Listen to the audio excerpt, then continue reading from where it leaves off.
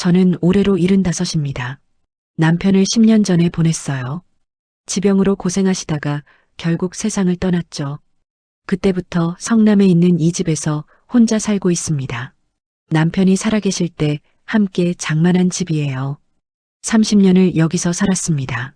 아침마다 창문을 열면 보이는 풍경도 저녁에 산책하던 골목길도 모두 익숙해요. 혼자 사는 게 외롭진 않냐고요? 글쎄요. 외롭긴 한데 그래도 이 집에 남편과의 추억이 너무 많아서 떠날 생각은 없었습니다. 아들 하나, 딸 하나를 키웠어요. 아들은 부산에 살고 있습니다. 어릴 때부터 착했어요. 공부도 열심히 했고 부모 말도 잘 들었죠. 지금도 일주일에 한 번은 꼭 전화해서 안부를 물어봅니다. 엄마 식사는 하셨어요? 요즘 날씨가 추운데 감기 조심하세요. 이런 말들이 얼마나 고마운지 몰라요. 명절 때도 꼬박꼬박 찾아옵니다. 부산에서 성남까지 차로 4시간이나 걸리는데도요. 매달 용돈도 보내주고요. 제가 쓰라고요. 정말 효자예요. 딸은 달랐습니다. 어릴 땐 평범했어요. 공부도 중간은 했고 성격도 그냥 그랬죠. 특별히 문제가 있는 아이는 아니었어요. 그런데 5년 전에 남자친구를 데려왔을 때부터 뭔가 이상해지기 시작했습니다. 그 남자를 처음 봤을 때를 잊을 수가 없어요. 팔에 문신이 있었습니다. 용인지 뭔지 모를 그림이 팔뚝 전체를 덮고 있었어요. 머리도 금발로 염색했고요. 첫인상이 좋지 않았습니다. 엄마, 이 사람이 제 남자친구예요. 딸이 환하게 웃으며 소개했어요. 저는 억지로 웃으며 인사를 받았습니다. 속으로는 뭔가 찝찝했지만요. 남편이 살아계셨다면 절대 허락하지 않았을 거예요. 결혼하고 싶어요, 엄마. 딸이 몇 달 후에 말했습니다. 저는 반대했어요. 솔직히 그 남자가 마음에 들지 않았으니까요. 하지만 딸이 너무 좋아했어요. 매일 울면서 애원했죠. 엄마, 이 사람 아니면 결혼 안 할 거예요. 평생 혼자 살 거예요. 결국엔 제가 졌습니다. 딸이 행복하다는데 뭐라고 더 말할 수 있겠어요. 그렇게 결혼을 허락했어요. 지금 생각하면 그때 막았어야 했는데요. 결혼식은 소박하게 했습니다. 사위 쪽 하객들이 좀 특이했어요. 문신 있는 사람들이 많았고요. 옷차림도 평범하지 않았죠. 하지만 딸이 행복해 보여서 참았습니다. 결혼 후 딸 부부는 제 집에서 차로 30분 거리에 있는 빌라에 전세로 들어갔어요. 가끔 찾아왔습니다. 처음 몇 달은 괜찮았어요. 한 달에 한두 번 정도 와서 밥 먹고 갔죠. 그런데 시간이 지나면서 딸이 변하기 시작했습니다. 말투가 거칠어졌어요. 사위를 닮아가는 게 느껴졌죠. 엄마, 이거 얼마예요? 좀 주세요. 전에는 조심스럽게 물어봤는데 이젠 당연하다는 듯이 손을 벌렸어요. 용돈을 줘도 고맙다는 말이 없었습니다. 그냥 받아서 가방에 넣고 가버렸죠. 명절이 가장 서러웠어요. 추석이나 설날이면 아들은 부산에서 새벽같이 출발해서 왔습니다. 하지만 딸은 달랐어요. 엄마, 시댁에서 자고 갈 거예요. 거기가 더 가까워서요. 거짓말이었습니다. 사위 집은 성남에서 더 멀었거든요. 그냥 시댁을 더 중요하게 생각한다는 뜻이었죠. 명절 아침에 1시간 정도 들렀다가 바로 가버렸어요. 저는 참았습니다. 그래도 친딸인데 뭐라고 하겠어요. 언젠가는 철이 들겠지 하는 마음으로 기다렸죠. 그렇게 5년이 흘렀어요. 저는 조용히 혼자 살았습니다. 아침에 일어나면 시장 가고 점심 먹고 낮잠 자고 저녁에는 텔레비전 보다가 잠들었죠. 평범한 노후였어요. 외로울 때도 있었습니다. 남편 생각이 날 때면 사진을 보면서 울기도 했어요. 하지만 그런 대로 견딜만 했죠. 아들이 자주 전화해 줬으니까요. 그런데 올해 초였습니다. 딸한테서 전화가 왔어요. 오랜만이었죠. 한 달 만에 처음 받는 전화였습니다. 엄마, 시간 있으세요? 무슨 일인가 했어요. 또 돈 달라는 건가 싶었죠. 하지만 딸의 다음 말은 예상 밖이었습니다. 저희가 엄마한테 효도 여행 보내드리고 싶어요. 세부로요. 깜짝 놀랐어요. 평소에 용돈만 받아가던 딸이 여행을 보내준다니요. 믿기지 않았습니다. 갑자기 왜 그래? 그냥요. 엄마 혼자 계시니까 좀 쉬다 오시라고요. 목소리가 이상했어요. 뭔가 어색했죠. 하지만 자식이 이렇게 마음 쓰는데 거절할 수는 없었습니다. 그게 제 실수였어요. 그때 뭔가 이상하다는 걸 눈치챘어야 했는데요. 딸은 다음날 바로 집에 찾아왔습니다. 사위도 함께 왔어요. 둘이 소파에 나란히 앉아서 저한테 여행 계획을 설명했죠. 어머니, 세부로 2주 다녀오세요.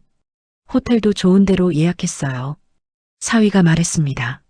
평소에 말도 잘 안 하던 사람이 갑자기 친절하게 구는 게 어색했어요.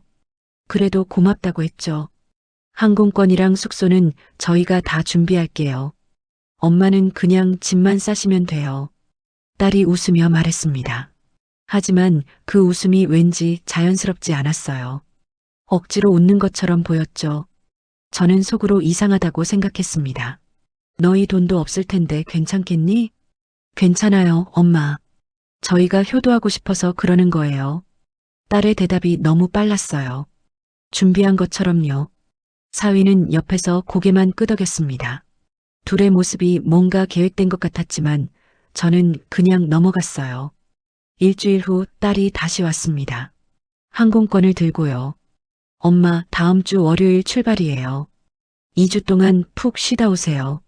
항공권을 받아들고 보니 정말 실감이 났어요. 세부라는 곳에 가본 적도 없었죠. 남편이 살아계실 때 한번 가보자고 했었는데 결국 못 갔었습니다. 근데 2주는 너무 긴 거 아니야? 아니에요. 그 정도는 쉬셔야죠. 엄마 평생 고생만 하셨잖아요.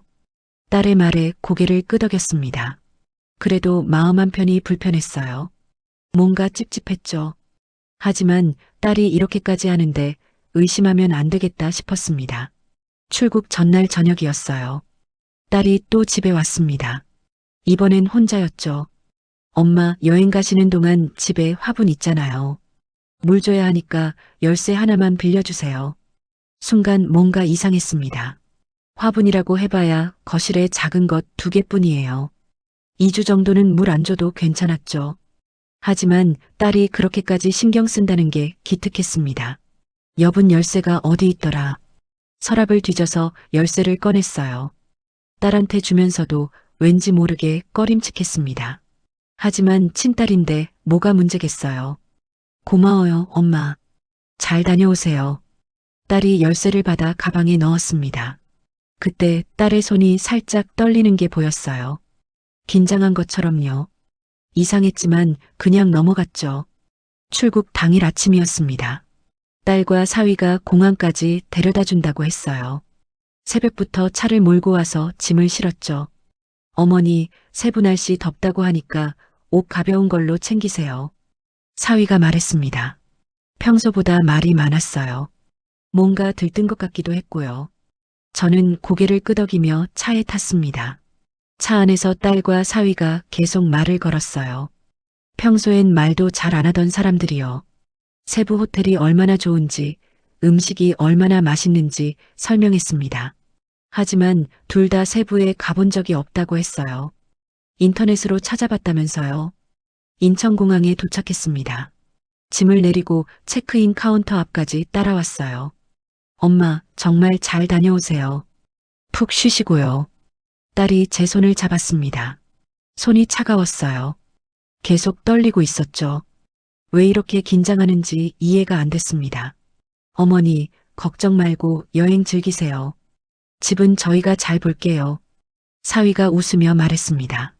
그 웃음이 이상했어요. 뭔가 숨기는 것 같았죠. 하지만 저는 그냥 고맙다고 인사했습니다. 그래, 잘 있어라. 너희도 건강하고. 손을 흔들며 체크인 카운터로 향했어요. 뒤돌아보니 딸과 사위가 서 있었습니다. 딸은 손을 흔들고 있었고 사위는 팔짱을 끼고 서 있었어요. 둘의 표정이 묘했습니다. 안도하는 것 같기도 하고요. 비행기에 올랐습니다. 창밖을 보면서 이상한 기분이 들었어요. 뭔가 잘못된 것 같다는 느낌이요. 하지만 구체적으로 뭐가 문제인지는 알 수 없었죠. 비행기가 이륙했습니다. 서울이 점점 멀어졌어요. 저는 계속 불안했습니다. 왜 딸이 갑자기 이런 여행을 보내주는지, 왜 사위가 그렇게 적극적이었는지 이해가 안 됐어요. 4시간 반을 날아서 세부에 도착했습니다. 공항은 생각보다 작았어요. 더운 공기가 확 밀려왔죠. 택시를 타고 호텔로 향했습니다. 호텔은 정말 좋았어요. 바다가 보이는 방이었습니다. 딸이 잘 골랐구나 싶었죠. 짐을 풀고 창밖을 봤어요. 파란 바다가 펼쳐져 있었습니다. 하지만 마음이 편하지 않았어요. 계속 집 생각이 났습니다. 딸한테 열쇠를 준 게 자꾸 신경 쓰였죠. 괜한 걱정이라고 스스로를 달랬습니다. 첫날 저녁은 호텔 식당에서 먹었어요. 음식은 맛있었습니다. 하지만 혼자 먹으니 싱거웠죠. 남편이 옆에 있었으면 좋았을 텐데요. 밤에 잠이 안 왔습니다. 낯선 침대에 누워 천장을 보면서 계속 생각했어요. 딸의 떨리던 손, 사위의 이상한 웃음, 그리고 너무 적극적이었던 태도들이요. 다음 날 아침 해변을 산책했습니다. 바람이 시원했어요. 하지만 불안감은 사라지지 않았죠. 뭔가 잘못되고 있다는 느낌이 계속 들었습니다. 사흘째 되던 날도 비슷했어요. 관광도 하고 맛있는 것도 먹었지만 마음이 편하지 않았습니다. 집에 전화할까 하다가 관뒀어요. 괜히 걱정하는 것 같아서요. 그리고 나흘째 되던 날이었습니다. 그날 오후에 모든 게 바뀌었어요. 제 인생이 완전히 뒤집힌 순간이었죠. 세부에 온 지 나흘째 되는 날 오후였습니다. 점심을 먹고 호텔 방으로 돌아와서 쉬고 있었어요. 에어컨을 켜고 침대에 누워 있었죠. 그때 핸드폰이 울렸습니다. 화면을 보니 한국 번호였어요. 동네에서 알고 지내는 김 여사였습니다. 같은 아파트 단지에 사는 분이죠. 가끔 시장에서 마주치면 인사하는 사이였어요. 여보세요? 전화를 받았습니다. 김 여사의 목소리가 급하게 들려왔어요. 사모님, 지금 어디 계세요? 혹시 집 파시는 거예요? 순간 머리가 하얘졌습니다. 뭔 소리인지 이해가 안 됐어요. 무슨 말씀이세요? 아까 부동산 앞 지나가는데요. 사모님 집이 급매물로 나왔던데요. 핸드폰을 쥔 손이 떨리기 시작했습니다. 심장이 빠르게 뛰었어요. 뭔가 잘못됐다는 걸 직감했죠. 그럴 리가 없는데요.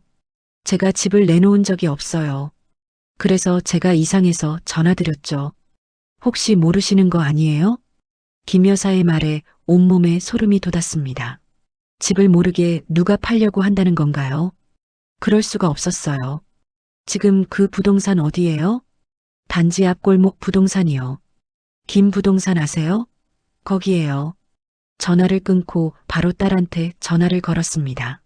손이 너무 떨려서 번호를 누르기도 힘들었어요. 신호음이 길게 울렸죠. 여보세요, 엄마. 딸의 목소리가 들렸습니다. 평소와 다를 게 없는 목소리였어요. 너 지금 뭐하니? 저요? 집에 있어요. 왜요? 우리 집이 부동산에 매물로 나왔다는데 너 아는 거 있어? 잠시 침묵이 흘렀습니다. 그리고 딸이 웃었어요. 엄마, 무슨 소리예요? 착각하신 거 아니에요? 착각이 아니야. 김 여사가 직접 봤다고 했어. 그럴 리가 없는데요. 누가 장난친 거 아니에요? 딸의 목소리가 차분했습니다. 너무 차분했어요. 당황하지 않았죠. 이상했습니다. 장난이면 얼마나 좋겠니? 너 정말 모르는 거야? 몰라요, 엄마. 저도 이상하네요. 근데 엄마 여행 잘 다녀오세요. 저 바빠서 끊을게요. 딸이 일방적으로 전화를 끊었습니다. 저는 핸드폰을 들고 멍하니 있었어요. 뭔가 확실히 이상했습니다. 딸의 반응이 너무 태연했죠. 다시 김 여사한테 전화를 걸었습니다. 더 자세히 알아야 했어요. 김 여사님, 저 다시 전화했어요. 그 부동산에 누가 매물 내놨는지 아세요? 잠깐만요. 제가 아는 사람이 거기서 일하거든요. 물어볼게요. 김 여사가 잠시 전화를 끊었습니다. 5분쯤 지나서 다시 전화가 왔어요.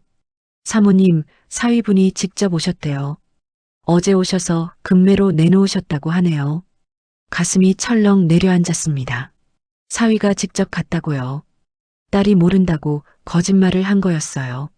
뭐라고 하던가요? 왜 판다고 했대요? 장모님이 요양원 들어가시기로 해서 급하게 처분한다고 했대요. 그래서 금매로 싸게 내놓으셨다고요. 요양원이라니요. 저는 요양원 갈 생각도 없었습니다. 완전히 거짓말이었어요. 사위가 제 이름을 팔아서 집을 팔려고 한 겁니다. 사모님 괜찮으세요? 목소리가 안 좋으신데요. 네, 괜찮아요.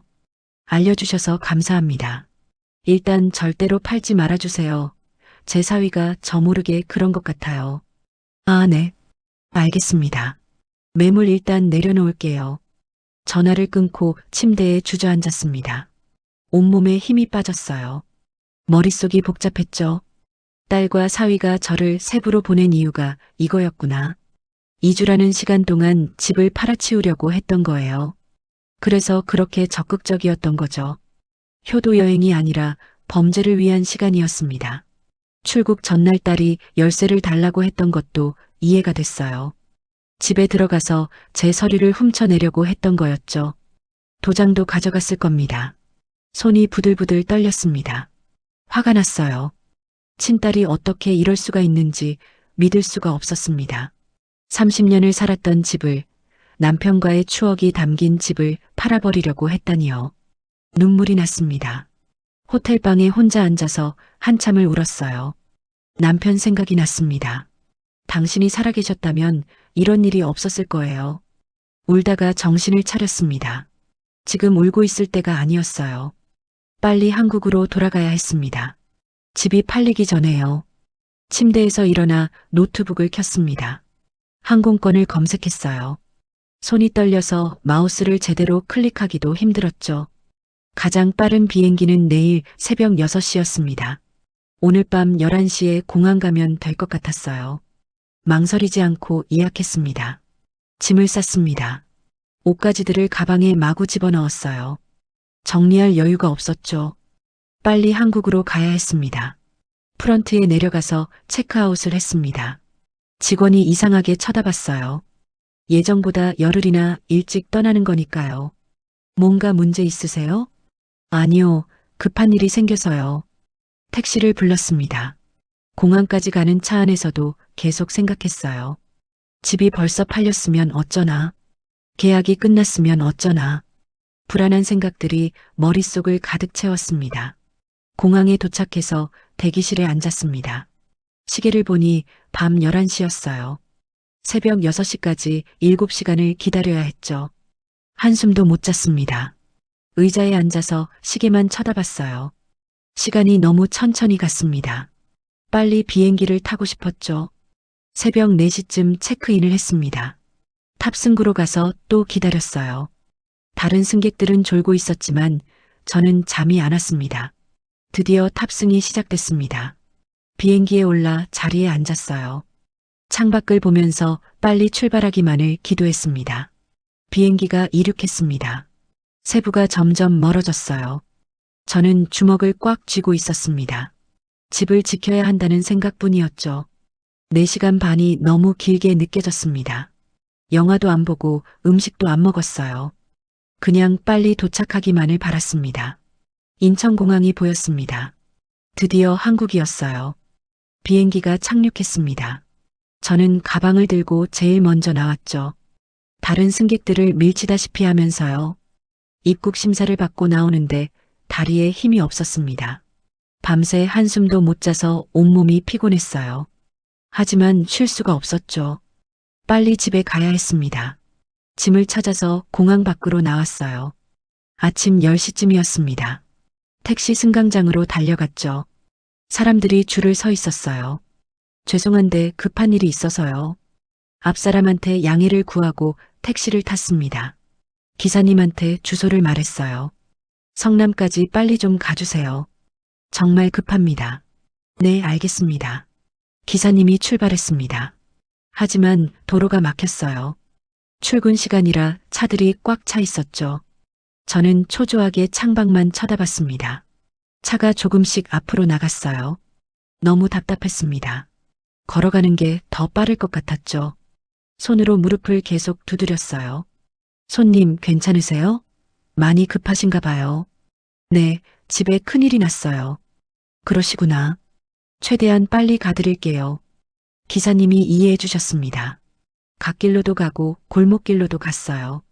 덕분에 조금은 빨리 갈 수 있었죠. 남편 얼굴이 떠올랐습니다. 당신이 살아계실 때 함께 장만한 집이었어요. 월급 모아서 조금씩 모아서 산 집이었죠. 그 집을 딸이 팔아버리려고 했다니요. 거실에 걸린 가족 사진도 생각났습니다. 남편과 저, 그리고 아이들이 함께 찍은 사진이요. 아이들이 어렸을 때였어요. 딸도 그때는 착했는데요. 베란다에서 키우던 화초들도 걱정됐습니다. 딸이 물을 준다고 했지만 거짓말이었을 거예요. 아마 다 말라 죽었겠죠. 1시간 반쯤 걸려서 성남에 도착했습니다. 단지 입구가 보였어요. 저는 가슴이 두근거렸습니다. 저기 세워주세요. 택시에서 내려 요금을 냈습니다. 가방을 끌고 아파트로 걸어갔어요. 다리가 후들거렸지만 참았습니다. 엘리베이터를 탔습니다. 15층 버튼을 눌렀어요. 올라가는 동안 심장이 터질 것 같았죠. 문이 열리고 복도로 나왔습니다. 집 앞에 섰습니다. 문을 보니 그대로였어요. 다행이었습니다. 아직은 괜찮은 것 같았죠. 가방에서 열쇠를 꺼냈습니다. 손이 떨려서 열쇠를 제대로 꽂기도 힘들었어요. 몇 번 시도 끝에 문이 열렸습니다. 조심스럽게 안으로 들어갔죠. 신발을 벗고 거실로 향했습니다. 뭔가 이상한 느낌이 들었어요. 집안 공기가 달랐습니다. 누가 다녀간 흔적이 있었죠. 거실 테이블이 보였습니다. 그 위에 서류들이 펼쳐져 있었어요. 가까이 가서 봤습니다. 위임장이었습니다.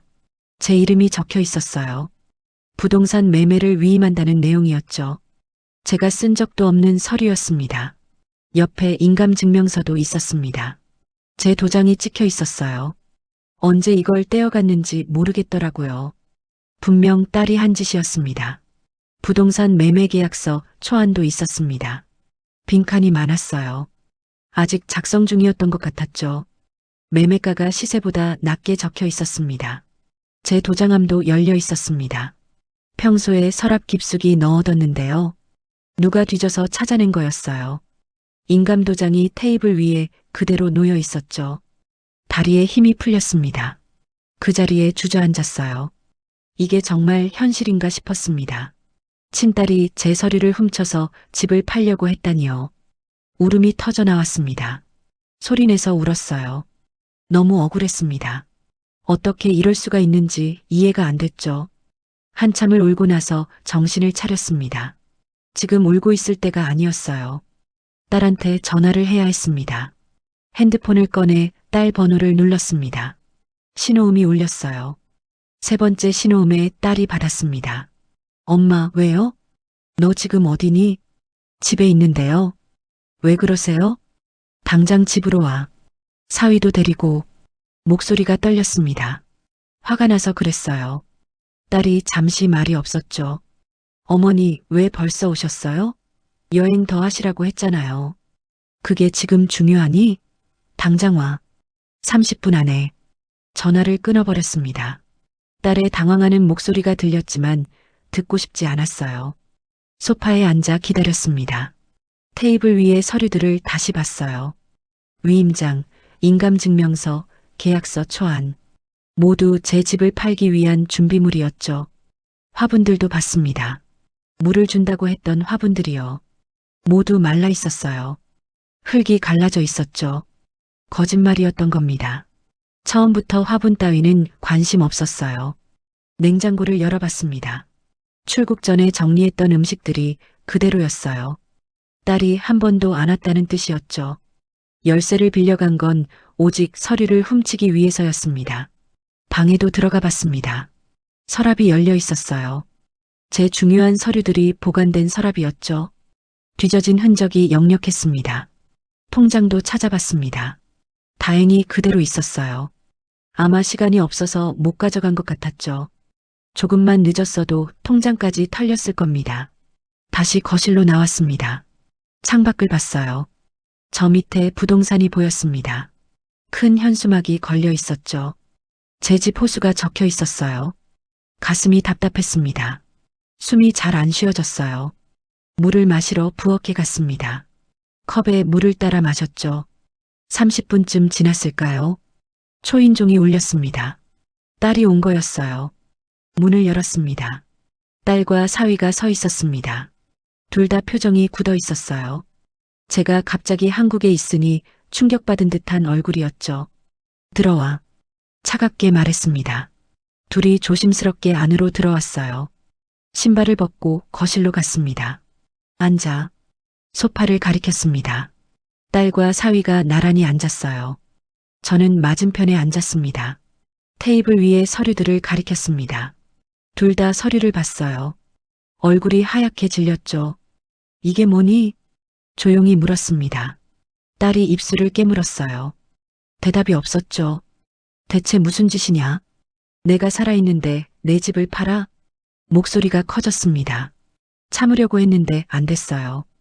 그때 사위가 전화를 빼앗듯 가로챘습니다. 사위가 팔짱을 끼고 앉았습니다. 표정에 미안함이라곤 없었어요. 오히려 당당해 보였죠. 장모님, 어차피 나중에 우리 거 아닙니까? 미리 받는 것뿐이에요. 귀를 의심했습니다. 지금 뭐라고 한 거예요? 미리 받는 것뿐이라고요. 제가 아직 살아있는데 말입니다. 뭐라고 했어? 장모님도 아시잖아요. 이 집 나중에 저희한테 올 거잖아요. 그냥 좀 일찍 쓰는 거예요. 사위의 목소리에 떨림이 없었습니다. 정말로 잘못했다고 생각하지 않는 것 같았어요. 저는 딸을 봤습니다. 너도 이렇게 생각하니? 딸이 고개를 숙였습니다. 대답이 없었어요. 하지만 부정하지도 않았죠. 결국 같은 생각이라는 뜻이었습니다. 너희가 지금 뭘 하려고 했는지 아니? 이건 범죄야. 사기고 절도야. 범죄까지는 아니죠. 가족끼리 그런 것 같고 신고하는 사람 없어요. 사위가 웃으며 말했습니다. 정말 뻔뻔했어요. 저는 주먹을 꽉 쥐었습니다. 전세 만기가 다 됐어요. 딸이 작은 목소리로 말했습니다. 겨우 입을 연 거였어요. 갈 곳이 없어요. 집주인이 나가래요. 다음 달까지요. 그래서 내 집을 팔려고 한 거야? 엄마 혼자 이 넓은 집에 사시잖아요. 저희는 좁은 빌라에서 전세 살고요. 딸의 목소리가 점점 커졌습니다. 억울하다는 투였어요. 엄마는 3억짜리 집에서 편하게 사시는데 저희는 전세금도 모자라서 대출받아서 살아요. 그래서 내가 살아있는데 집을 팔아? 저희도 살아야죠. 결혼하고 나서 엄마한테 받은 게 뭐가 있어요? 딸이 눈물을 흘렸습니다. 하지만 제 가슴엔 와닿지 않았어요. 거짓 눈물처럼 보였죠. 결혼할 때 5천만 원 줬잖아. 그리고 명절 때마다 용돈도 줬고 그게 얼마나 된다고요. 오빠는 부산에 집도 있잖아요. 아들 이야기가 나왔습니다. 결국 이게 문제였던 거예요. 아들과 비교하고 있었던 겁니다. 오빠는 스스로 번 돈으로 산 거야. 나한테 받은 거 없어. 그래도 불공평해요. 저는 결혼 자금도 변변히 못 받았어요. 딸이 울먹였습니다. 사위가 딸의 어깨를 감싸 안았어요. 장모님, 저희가 세부로 보내드린 것도 효도 아니에요? 비행기 값에 호텔 값에 얼마나 들었는데요? 그게 효도야?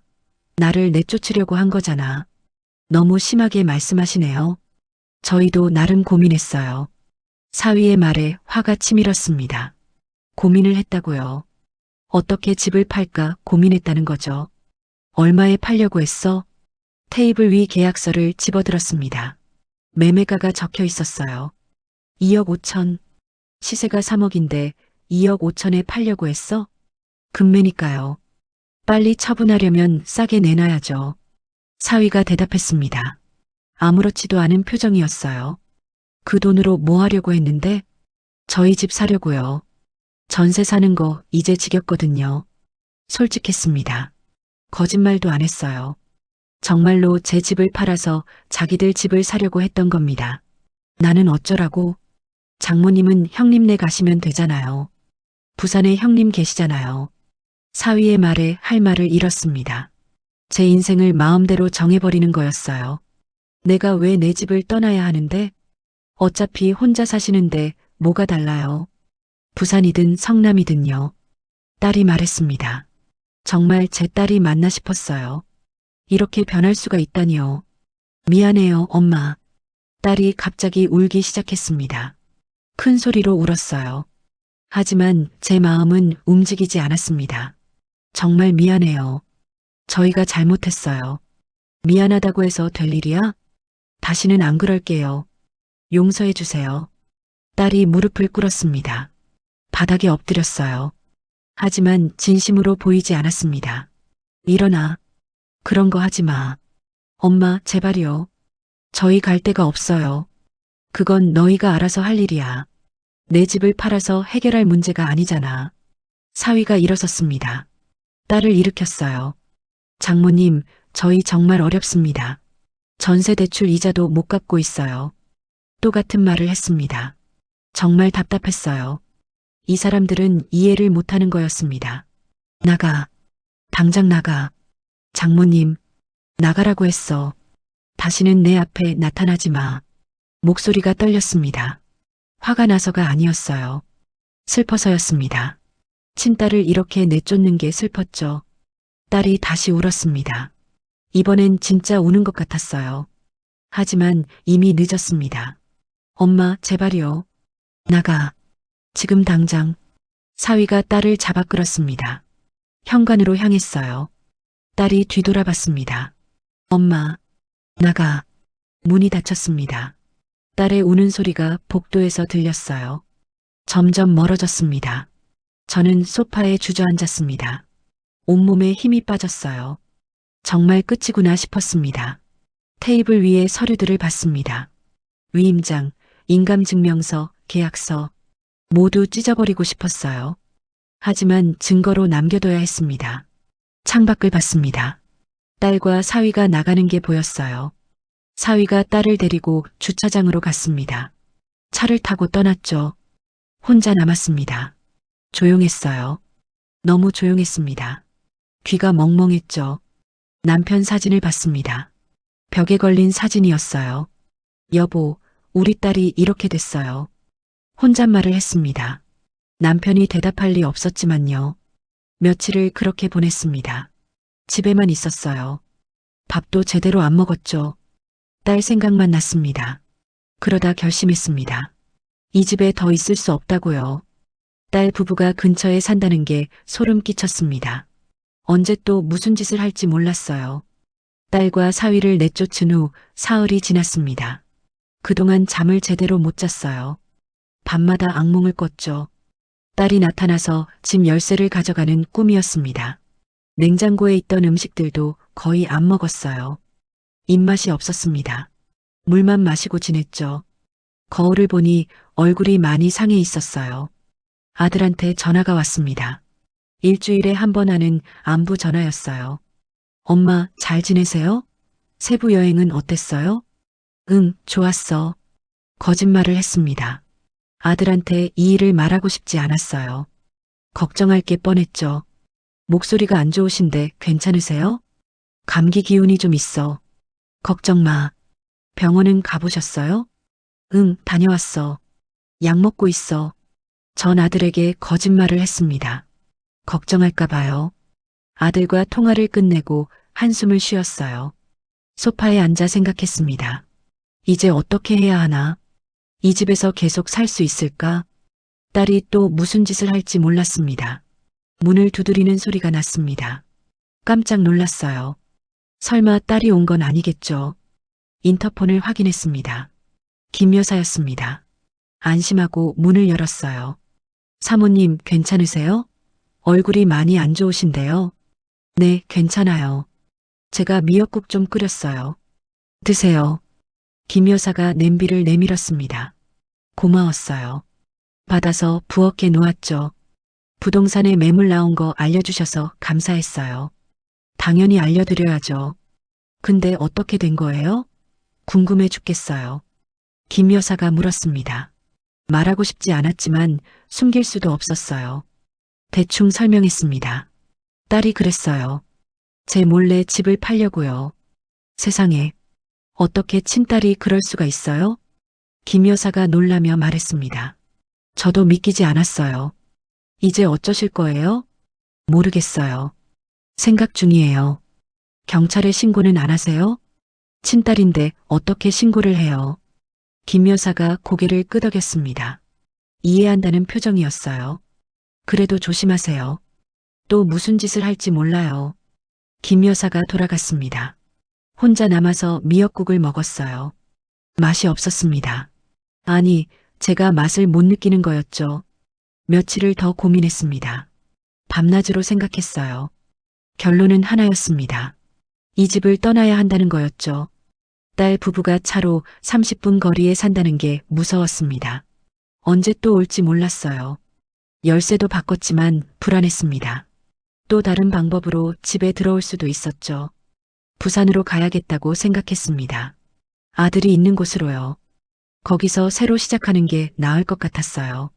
부동산에 전화했습니다. 김 부동산 사장님이었어요. 집 좀 팔아주세요. 금매로요. 아니, 사모님. 갑자기 왜요? 부산으로 이사 가려고요. 그러시구나. 알겠습니다. 최대한 빨리 알아볼게요. 일주일쯤 지났을까요? 부동산에서 연락이 왔습니다. 집을 보러 온다는 사람이 있다고 했어요. 다음 날 젊은 부부가 왔습니다. 신혼부부 같았어요. 집안을 둘러봤습니다. 관리가 정말 잘 돼 있네요. 얼마나 사셨어요? 30년요. 부부가 놀란 표정을 지었습니다. 30년 치고는 깨끗하다는 뜻이었죠. 좋아요. 사겠습니다. 생각보다 빨리 결정했습니다. 가격 흥정도 별로 안 했어요. 시세보다 조금 싸게 내놨는데 그대로 사겠다고 했죠. 계약은 일주일 후에 하기로 했습니다.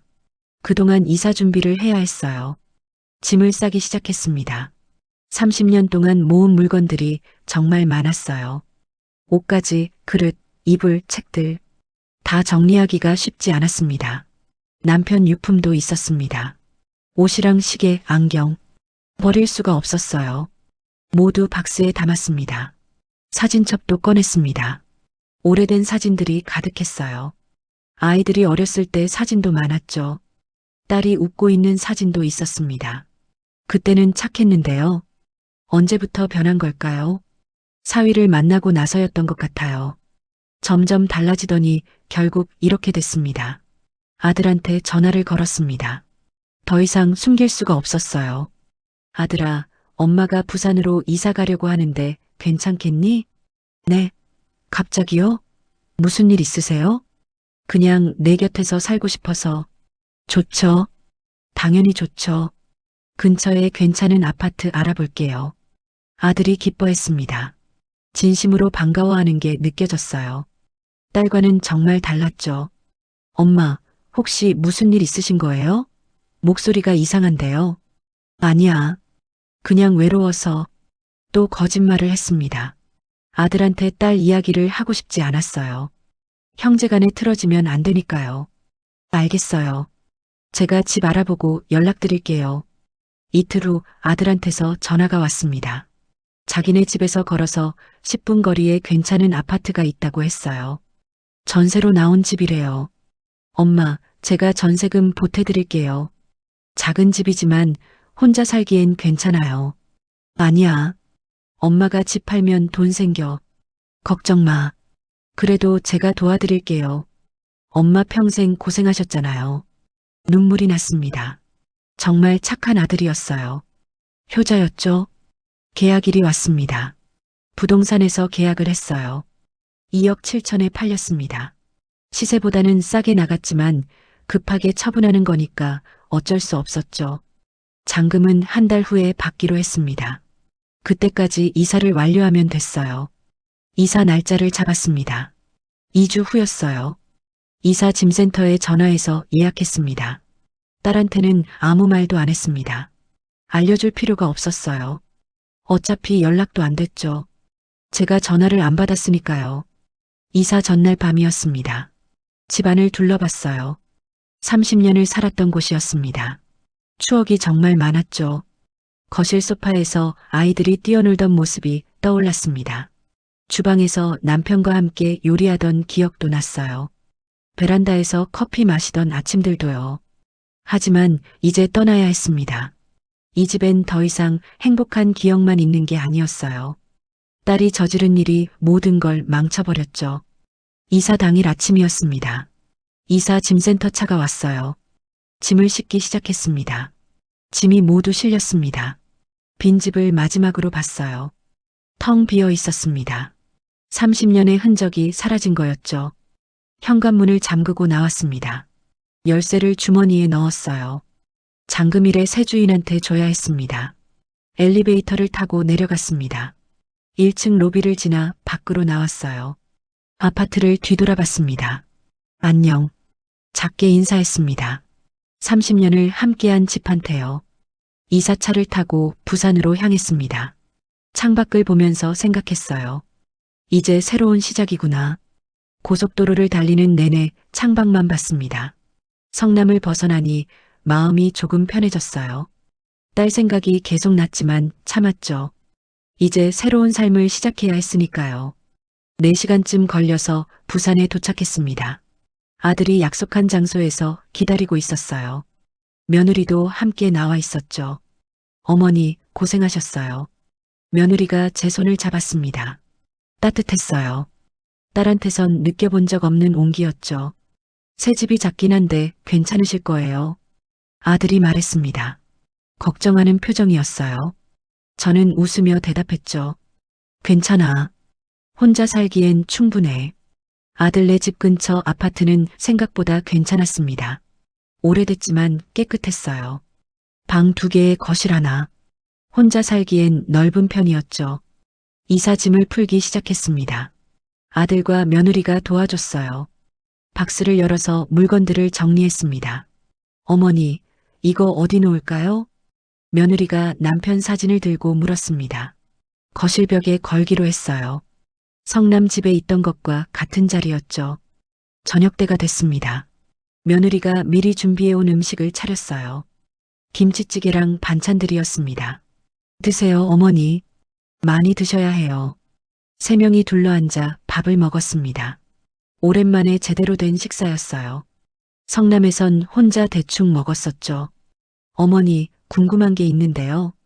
아들이 조심스럽게 말했습니다. 뭔데? 갑자기 이사 오시게 된 이유가 뭐예요? 성남 집에서 30년이나 사셨잖아요. 예상했던 질문이었습니다.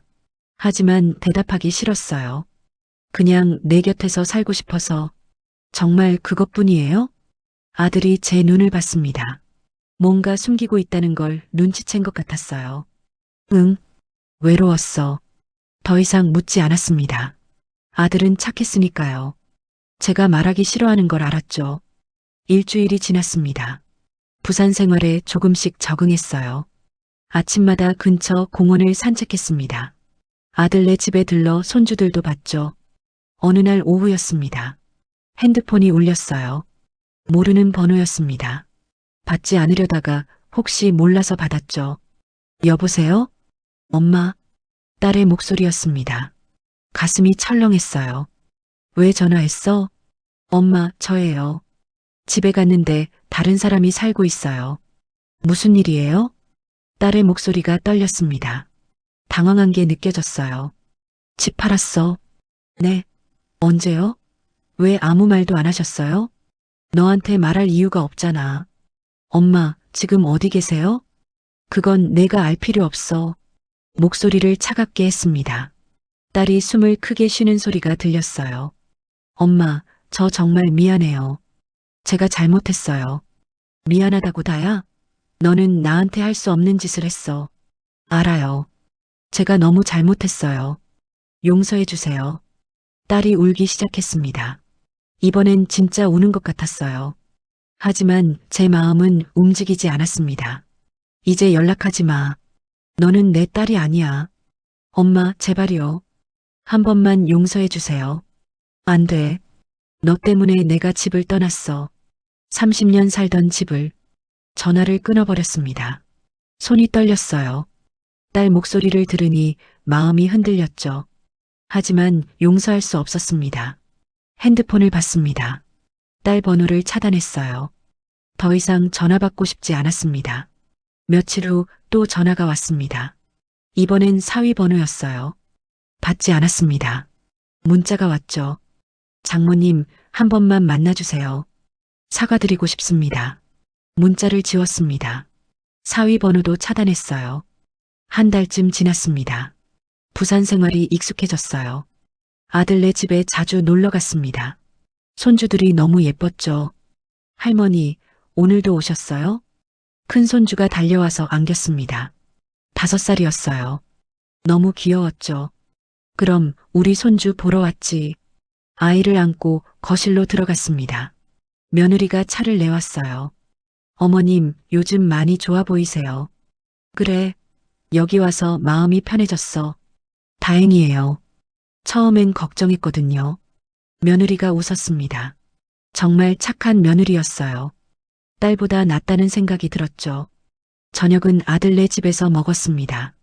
가족들과 함께 밥을 먹으니 행복했어요. 오랜만에 느끼는 평화였습니다. 집에 돌아와서 남편 사진을 봤습니다. 여보, 나 이제 괜찮아요. 걱정 마세요. 혼잣말을 했습니다. 남편이 웃고 있는 것 같았어요. 어느 날 은행에 갔습니다. 통장 정리를 하러요. 성남 집장금이 들어와 있었습니다. 창구 직원이 물었습니다. 정기예금 드릴까요? 네, 그렇게 해주세요. 남은 돈을 정기예금으로 넣었습니다. 이 돈은 아들한테 물려줄 거예요. 진짜 효자한테 물려줘야 했죠. 집으로 돌아오는 길에 슈퍼에 들렀습니다. 손주들 줄 과자를 샀어요. 계산하면서 생각했습니다. 이제 새로운 삶이 시작됐구나. 딸은 없지만 아들이 있어. 외롭지 않을 거야. 집에 도착해서 베란다에 섰습니다. 바다가 보였어요. 부산은 바다가 가까워서 좋았습니다. 저녁 햇살이 바다를 비쳤습니다. 예뻤어요. 사진을 찍었습니다. 아들한테 보내줘야겠다고 생각했죠. 핸드폰을 보니 차단한 번호에서 문자가 계속 와 있었습니다. 딸이었어요. 읽지 않고 모두 지웠습니다. 이제 딸은 없습니다. 저한테 딸은 죽은 거예요. 배신한 순간 끝난 겁니다. 대신 아들이 있습니다. 효자 아들이요.